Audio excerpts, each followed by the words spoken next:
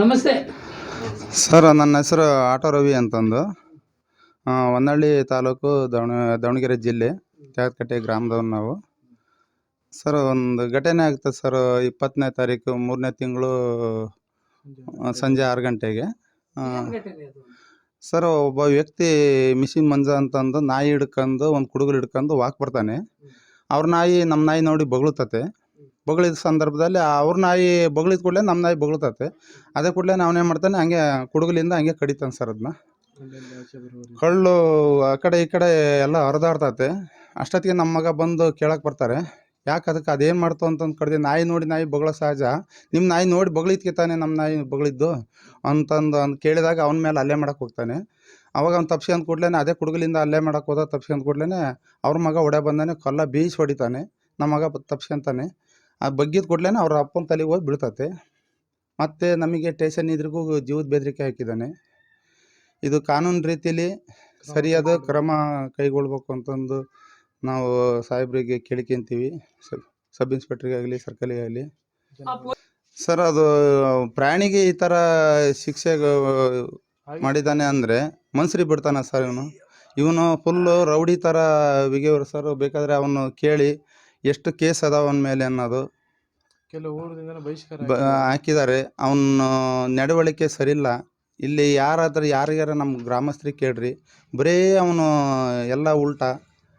ಹೆಂಗೆ ಸರಿ ಅಂದಿದ್ದು ಅಲ್ಲ ಅನ್ನೋದು, ಅಲ್ಲ ಅಂದಿದ್ದು ಹೌದು ಅನ್ನೋದು, ಈ ಥರ ಏಕಾಏಕಿ ಬಂದು ಈ ಥರ ಹಲ್ಲೆ ಮಾಡಿದರೆ ನಾವು ಬೆಂಗಳೂರಲ್ಲಿರೋ ಸರ್, ಹಬ್ಬಕ್ಕೆ ಅಂತಂದು ಊರಿಗೆ ಬಂದಿರ್ತೀವಿ.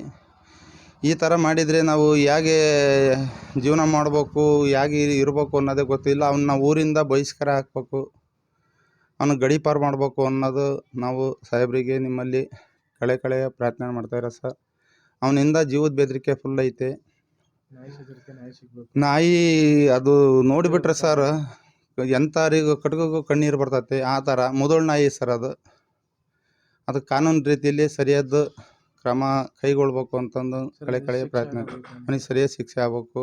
ವನ್ಯಜೀವಿ ಸಂರಕ್ಷಣಾ ಇಲಾಖೆಗೆ ತಾವು ದೂರನ್ನ ದಾಖಲಿಸುವಂಥದ್ದು ಮಾಡಿದರೆ ಹೇಗೆ ಅಂತ ಹೇಳಿ ಸರ್, 21ನೇ ತಾರೀಕಿಗೆ ಹೋಗಿ ಮಾಡಿದ್ದೀವಿ ಸರ್.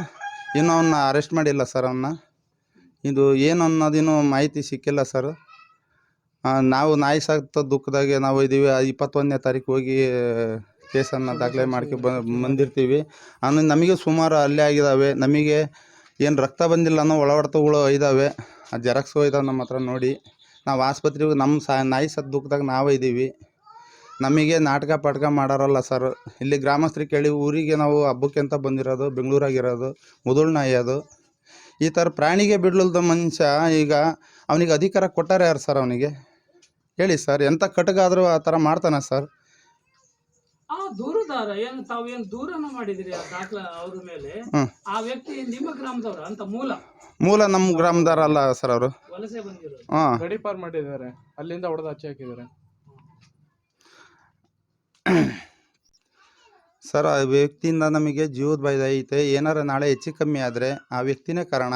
ಅದು ಸ್ಟೇಷನ್ ಇದ್ರಿಗೆ ಒಬ್ಬ ನಮ್ಮ ಊರು ಗ್ರಾಮಸ್ಥರು ನೆಂಬರು ಇದ್ರಿಗೆ, ಸ್ಟೇಷನ್ ಇದ್ರೆ ಸ್ವಾಸಳ್ಳಿ ಸ್ಟೇಷನ್ ಇದ್ರಿಗೆ ನಮಗೆ ಜೀವದ ಬೆದರಿಕೆ ಹಾಕಿರೋದುಂಟು. ನಮಗೆ ರಕ್ಷಣೆ ಬೇಕು. ಆ ವ್ಯಕ್ತಿನ ಗಡೀಪಾರು ಮಾಡಬೇಕು. ಆ ವ್ಯಕ್ತಿಗೆ ಏನು ಗಲ್ಲು ಶಿಕ್ಷೆ ಆಗಬೇಕು ಅನ್ನೋದೇ ನಮ್ಮದು. ಪ್ರಾಣಿಗೆ ಕೊಲ್ಲೋ ಮನುಷ್ಯ ಅವನು ಮಾನವೀಯತೆ ಐತೆ ಸರ್ ಅವನಿಗೆ. ಇದು ಕಾನೂನು ರೀತಿಯಲ್ಲಿ ಕ್ರಮ ಕೈಗೊಳ್ಬೇಕು ಅಂತಂದು ನಿಮ್ಮಲ್ಲಿ ನನ್ನ ಸಬ್ ಇನ್ಸ್ಪೆಕ್ಟ್ರಿಗೆ ಆಗಲಿ ಕಳೆಯ ಪ್ರಾರ್ಥನೆ ಸಲ್ಲಿಸ್ತಾ ಇದ್ದೀನಿ ಸರ್. ಸರ್, ಅವರು ನಮಗೆ ಅವರು ಆಟೋ ರವಿನವ್ರು ಬಿಟ್ಟರೆ ಅವ್ರು ಯಾರೂ ಬಂದು ಹೇಳಿಲ್ಲ. ಜಗಳ ಮಾಡೋ ಮೂಮೆಂಟಿಗೆ, ಲಾಸ್ಟ್ ಮೂಮೆಂಟಿಗೆ ಬಂದು ನಾವು ಆ ಮೂಮೆಂಟಿಗೆ ಬಂದಾಗ ಇವರು ರವಣ್ಣವರು ಇದು ಮಾಡಿದ್ದಾರೆ. ಕಲ್ಲಿ ತಗೊಂಬಂದು ಕಡ್ದಾನೆ. ಅದು ನಾಯಿ ಬೊಗಳೋ ನಾಯಿಗೆ ಇವರು ಅವ್ರ ನಾಯಿ ಹಿಡ್ಕೊಂಬಂದಾನೆ. ನಾಯಿ ಹಿಡ್ಕೊಂಬರಕ್ಕಾರೆ ಇವ್ರ ನಾಯಿ ಒಳಗೈತೆ, ಬೊಗಳೈತೆ. ನಾಯಿ ನೋಡಿ ಬೊಗಳೋದು ಸಹಜ, ಅದು ಬೊಗಳೈತೆ. ಬೊಗಳಿ ಕೂಡಲೇ ಬಂದು ಕಲ್ಲಿ ತಗೊಂಡು ಕಡ್ದುಬಿಟ್ರೆ ನಾಯಿ ಕಡ್ದಾಕಿ ಆ ನಾಯಿ ಊರಾಗೆಲ್ಲ ಆ ಕಳ್ಳೆಲ್ಲ ಹೊರ ಬಿಡ್ಕೊಂಡು ಸುತ್ತಾರ್ಕಂತ ಬಂದು ಮತ್ತು ಇವ್ರ ಮನೆ ತಕ್ಕೆ ಸತ್ತು ಇದಾಗಿತ್ತು. ಕಂಪ್ಲೇಂಟ್ ಕೊಡೋಕೆ ಹೋದ್ರು ಅವರು ಮುಂಚೆನೇ. ಇವರು ರೇವಣ್ಣ ಬಂದು ತಮ್ಮ ಹಿಂಗೆ ಆಗೈತೆ, ಬಾರಪ್ಪಲ್ಲಿ ಕಂಪ್ಲೇಂಟ್ ಕೊಡೋಕೆ ಹೋಗ್ಬೇಕು ನಾವು, ನಮ್ಗೆ ಗೊತ್ತಾಗಲ್ಲ ಅಂತ ಹೇಳಿದ್ಕೆ ಕರ್ಕೊಂಡು ಹೋದ್ವಿ.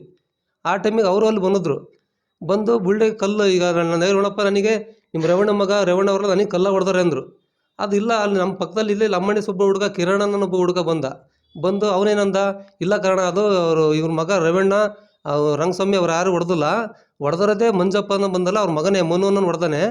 ಆ ಹುಡುಗನೇ ಬಂದು ಕಲ್ಲ ಹೊಡೆದಾನೆ, ಇವನಿಗೆ ಹೊಡೆತದ ಅವ್ರ ಅಪ್ಪಗೆ ಬಿದ್ದತೆ, ಬೇರೆ ಯಾರೆಲ್ಲ ಹೊಡೆದಿರೋದು. ಅದನ್ನ ಅವ್ರ ಅಪೋಸಿಟ್ ಇವ್ರಿಗೆ ಕೊಡೋಕೆ ಬಂದಿರೋದು ಕೇಸ ಅಂತಂದು ಹೇಳ್ದ ಅವನು. ಅವ್ನು ಸ್ಟೇಷನ್ನಾಗೂ ಹೇಳಿಕೆ ಕೊಟ್ಟ. ಇಲ್ಲಿ ಜನಗಳು ಯಾರಾದರೂ ಹೇಳ್ತಾರೆ, ನಾನು ಒಬ್ಬನೇ ಅಂತಲ್ಲ, ಈ ಬೇರೆ ಅಕ್ಕಪಕ್ಕ ಮನೆಯವರಾಗಲಿ ಯಾರಾದರೂ ಬಂದು ಹೇಳ್ತಾರೆ ಅವರಿಗೆ. ಯಾಕೆಂದರೆ ಮಾಡಿರೋ ತಪ್ಪು ಅವಂದು, ಮಂಜಪ್ಪ ಅನ್ನೋನು, ATM ಮಿಷಿನ್ ಮಂಜಪ್ಪ ಅನ್ನೋದೇ ತಪ್ಪು. ಆ ವ್ಯಕ್ತಿ ಒಂದ್ ಕಡೆ ಅವತ್ತು 5ನೇ ದಿವಸ ಪೊಲೀಸ್ ಇಲಾಖೆಯಲ್ಲಿ ಒಂದು ದೂರು ದಾಖಲಿಸುವ ಸಂದರ್ಭದಲ್ಲಿ ನಾವು ಕರೆಂಟ್ ಬರ್ತಾ ಇತ್ತು, ಅವ್ರ ಮನೆ ತೆಂಗಿನ ಗಿಡ ಇತ್ತು, ಆ ತೆಂಗಿನ ಗಿಡದ ಗರಿಯನ್ನ ಸವರ್ಲಿಕ್ಕೂ ಹೋಗಿದ್ದೆ ಅಂತ ಹೇಳಿ ಸುಳ್ಳನ್ನ ಹೇಳಿ ಸತ್ಯ ಪರವಾಗಿ ಮಾಚುವಂತ ಪರಿಸ್ಥಿತಿ ಉದ್ಭವ ಮಾಡಿದ್ರು ಅಂತ ಹೇಳಿ ಮಾಡಿದ್ರು. ಈ ರವಿ ಅನ್ನೋ ವ್ಯಕ್ತಿಯ ಮನೆ ಮುಂದೆ ತೆಂಗಿನ ಗಿಡ ಇತ್ತ ಹೇಗೆ ಅಂತ ಸರ್ ನೋಡ್ಕೇಳ್ರಿ ನೀವೇ. ಈಗ ಬಂದಾಗ ನೋಡ್ರಿ, ಅವರು ಸ್ಟೇಷನಿಂದ ಪೊಲೀಸ್ನವ್ರು ಬಂದಿದ್ರು, ಅವರು ನೋಡಿದ್ರು ಯಾವ ತೆಂಗಿನ ಮರನಿಲ್ಲ ಏನಿಲ್ಲ.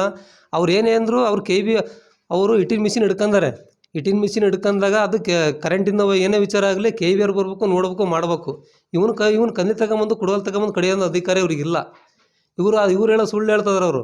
ಅದು ಮ್ಯಾಗಳಿಂದ ಬಿತ್ತು ಹಂಗಾತು ಹಿಂಗಾತು ಅಂತಂದು. ಒಂದು ಕುಡುಗಲ್ ಬಿದ್ದು ಕೂಡಲೇ ನಾಯಿ ಸಾಯಲ್ಲ. ಅಂದ್ರೆ ನಡೆದಿದ್ದ ಘಟನೆ ನಾಯಿಯನ್ನ ಮಚ್ಚಿನಿಂದ ಸಾಯಿಸಿದ್ದು ಅವರೇ ಅಂತ ಹೇಳಿ. ಮಚ್ಚಿನಿಂದ ಸಾಯಿಸಿರೋದು ಅವರೇ ಸರ್. ಇಲ್ಲಿ ನೋಡ್ರಿ, ಇಲ್ಲಿ ಇದ್ರ ಕಾಣ್ತತಿ, ಇದ್ರಾಗೆ ಅವ್ರ ಮನೆ ಮುಂದೆ ತೆಂಗಿನ ಮರನೇ ಇಲ್ಲ. ಆಮೇಲೆ ಈ ನಾಯಿ ಕಡ್ದಾಕಿರ ನೋಡ್ರಿ, ಯಾವ ಥರ ಕಡ್ದಾಕಿದ್ದಾರೆ ಅಂತಂದು. ಈ ನಾಯಿ ಪಾಪ ಅದು ಜೀವ ಅಲಲ್ಲ ಅನ್ನೋದು ಸತ್ತದೆ ನೋಡ್ರಿ